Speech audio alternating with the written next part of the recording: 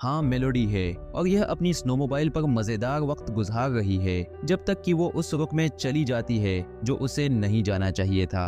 अगले ही पल हम देखते हैं कि वो हवा में कई दफा पलटियां खा रही है और ठंडी बर्फ पर अजीब तरीके से गिरती है। जब वो होश में आती है तो उसकी रान में एक शाख घुस चुकी होती है और लाल खून सफेद बर्फ में साफ नजर आता है। अपनी तमाम बचाव सलाहियतें इस्तेमाल करते हुए वो अपने आप को घसीट कर एक करीबी झोंपड़ में पहुंचती है जहां उसे हेनरी मिलता है, जो लगभग एक अकेला इंसान है जो मेहमान पसंद नहीं करता। मगर हालात देखते हुए वो मेलोडी की मदद करता है, लेकिन पहले यह देख लेता है कि वो अकेली है और कोई और उसके साथ अंदर नहीं आया। मेलोडी चंद मर्तबा अपनी आंखें खोलती है, सिर्फ इतना देखने के लिए कि हेनरी के हाथ में तेज धार औजार हैं, कैंची, चाकू, जो ऐसे हालात में किसी भी इंसान को डरा सकते हैं। जब रात होती है, मेलोडी आराम कर रही होती है, जो कि हमें एक फ्लैशबैक दिखाता है हेनरी का। दरअसल हेनरी एक आम देहाती आदमी नहीं बल्कि एक हिटमैन है जो 100 से ज्यादा काम मुकम्मल कर चुका है। उसका आखिरी निशाना एक करप्ट मैग्नेट केसलर था जिसे उसने हफ्तों तक देखा, जब तक उसके पास एक मौका नहीं आया कि वो उसके साथ सोना में हो। जैसे ही स्टीम उठी, केसलर का जिस्म जमीन पर गिर चुका था। स्टीम खत्म होने से पहले ही हेनरी ने अपने कपड़े पहन लिए और लॉकर से अपनी पेमेंट लेने निकल गया। कुछ दिन बाद केसलर के जनाजे में 2 डिटेक्टिव्स मौजूद थे, कप्पा और डेविस। डेविस ने फौरन अंदाजा लगा लिया कि केसलर एक आम गिरावट से नहीं मरा। वो कप्पा को बताता है कि केसलर को एक खास गोली से मारा गया जो जिस्म में जाकर घुल जाती है जैसे कि बर्फ का एक टुकड़ा।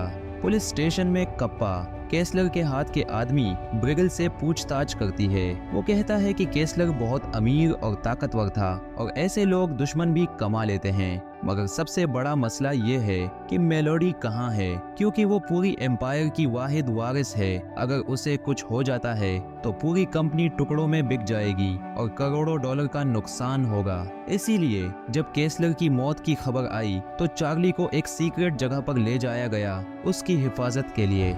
हम पुलिस स्टेशन से निकलते हैं और एक उदास अपार्टमेंट में जाते हैं जहां मेलोडी अपनी पैकिंग कर रही होती है। उसका बॉडीगार्ड मैल्कम उस पर नजर रखे हुए है, लेकिन उसे महसूस होता है कि कुछ ठीक नहीं है। जब वो अंदर जाता है तो अपार्टमेंट खाली होता है। मेलोडी किसी तरह उसे चकमा देकर निकल चुकी होती है। अब वो पहाड़ों में पहुंचती है मजेदार वक्त गुजारने के इरादे से, और आप जानते हैं कि यह सब कहां खत्म होता है। रिजॉर्ट पहुंचकर मेलोडी एक स्नोमोबाइल मैकेनिक से कहती है कि उसे एक ऐसी स्नोमोबाइल चाहिए जो उसे पैसिफिक तक ले जा सके, जो एक बहुत लंबी और खतरनाक राइड है। मैकेनिक उसे मना करता है, मगर जब मेलोडी उसे $8,000 देती है तो वो बिना किसी सवाल के उसे चाबी दे देता है। इस तरह उसका सफर शुरू होता है और वो घंटों तक चलती है जब तक उसका फ्यूल खत्म नहीं हो जाता। जब वो उसे रिफिल कर रही होती है, एक जवान आदमी उसके पास आता है और उसे रात गुजारने के लिए जगह देने का कहता है, मगर मेलोडी उसे नजरअंदाज कर देती है और अपना काम मुकम्मल करके निकल जाती है। अब हम दोबारा केबिन में वापस आते हैं जहां हेनरी मेलोडी की टांग से लकड़ी के छोटे टुकड़े निकाल रहा है। सबसे बड़ा जख्म साफ हो चुका है, मगर हर एक छोटी गांठ निकालनी जरूरी है, तभी पट्टी बांधी जा सकती है। इसके करीब शहर में कप्पा और डेविस पार्मा बुलेट्स के बारे में बात करते हैं जो सिर्फ प्रोफेशनल्स या किसी मिलिट्री अफसर के पास होती है। इसी बीच कप्पा ब्रिगल की तहकीकात कर रही होती है क्योंकि उसकी हद से ज्यादा ताउन करने वाली हरकत उसे अजीब लगती है। इसीलिए उसने उसका फोन टैप करवा दिया है ताकि शायद कोई काम की बात मिल सके। कुछ दिन बाद ऊपर से एक हुक्म आता है और डेविस को दूसरी जगह ट्रांसफर करके उसे इजाफी तनख्वाह और जल्दी रिटायरमेंट का ऑफर मिलता है, जो कि वो मना नहीं कर सकता। कप्पा अकेली रह जाती है। केबिन में वापस हेनरी ने एक हिरन शिकार किया है जो अब कई दिन तक उनके लिए काफी होगा, मगर वो मेलोडी को साफ कह देता है कि जितनी जल्दी हो सके अपनी टांग हिलाना शुरू करे। जितनी जल्दी चल सके उतनी जल्दी यहाँ से जा सकती है, क्योंकि वो अपनी पुरसुकून बेमसाइल जिंदगी में वापस जाना चाहता है। मेलोडी समझाने की कोशिश करती है कि वो बस इस जंगल को पार करके पैसिफिक पहुँचना चाहती है, जहाँ वो एक नए आगाज की तलाश में है।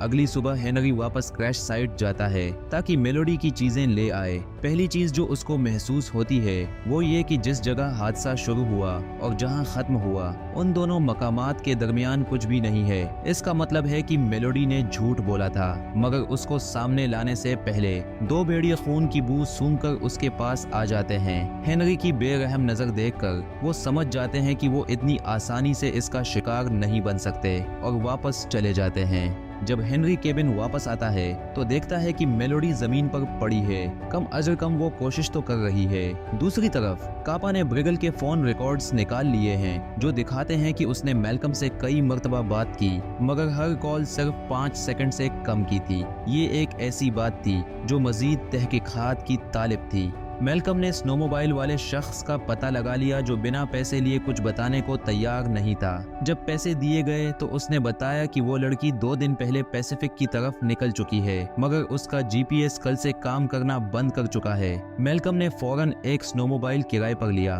और उस जगह की तरफ चला गया जहां जीपीएस ने आखिरी बार सिग्नल भेजा था।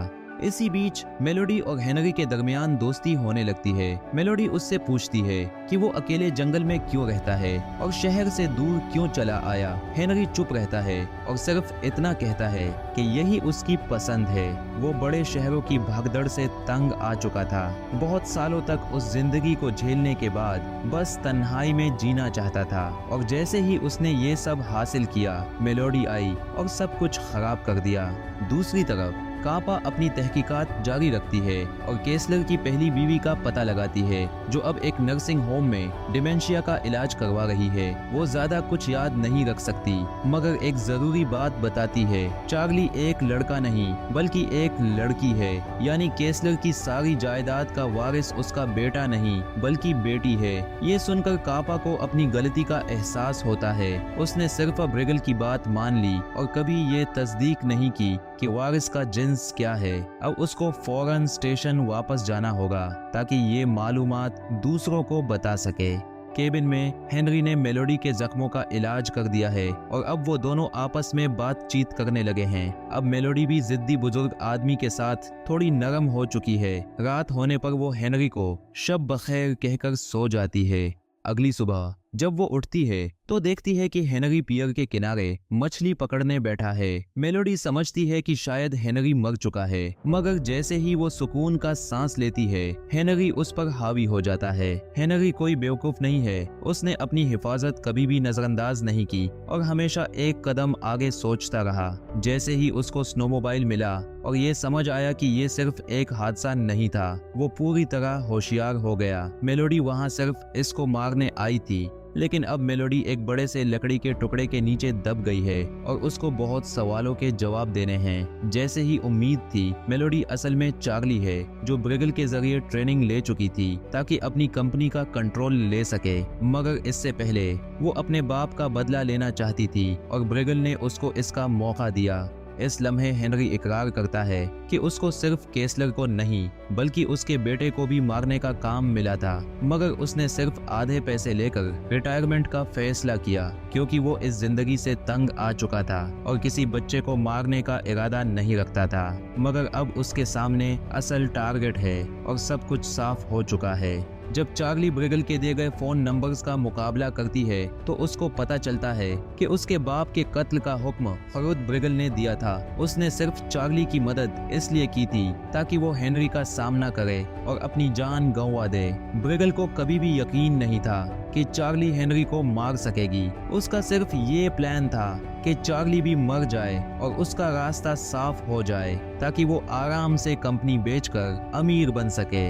रात को जब हेनरी और चार्ली ये सब समझने की कोशिश कर रहे होते हैं, तब अचानक गोलियां उनके केबिन के शीशे तोड़ती हैं। मैल्कम वहां आ गया था ताकि ये दोनों यहां से जिंदा न जा सकें। एक इंटेंस गोलीबारी होती है, मगर चार्ली मैल्कम को इतना डिस्ट्रैक्ट कर लेती है कि हेनरी उसके करीब जाकर उसको पुराने तरीके से खत्म कर देता है, अपनी छुरी उसके जिस्म में घुसाकर।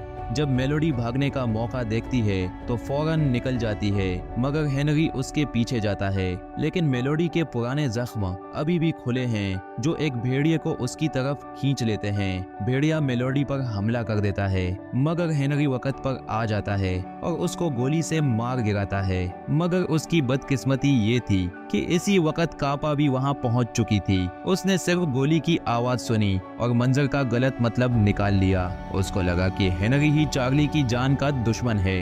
हेनरी की मौत के बाद चार्ली फैसला करती है कि उसको सही काम करना चाहिए। वो वापस केबिन जाती है और वो सब सबूत कापा को दे देती है जो साबित करते हैं कि ब्रिगल ने ही केसलर के कत्ल का हुक्म दिया था। अब ब्रिगल गिरफ्तार होगा और चार्ली अपनी विरासत का हक हासिल कर सकेगी, वो सब कुछ जो उसके बाप ने कभी बनाया था।